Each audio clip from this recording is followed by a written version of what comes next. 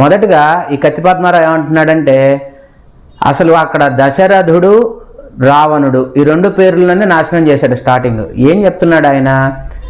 దశరథుడు అంటే 10 రథాలు కలవాడని చెప్తున్నాడు. కానీ దాని అర్థం 10 రథాలని కాదు, 10 దిక్కులా యుద్ధం చేయగలిగిన వ్యక్తి అని అర్థం.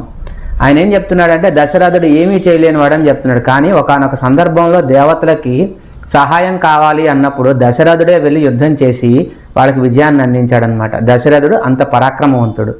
తర్వాత దశకంఠుడు అంటే రావణాసురుడికి 100 రథాలు ఉన్నాయి, శతరథుడు అని చెప్తున్నాడు.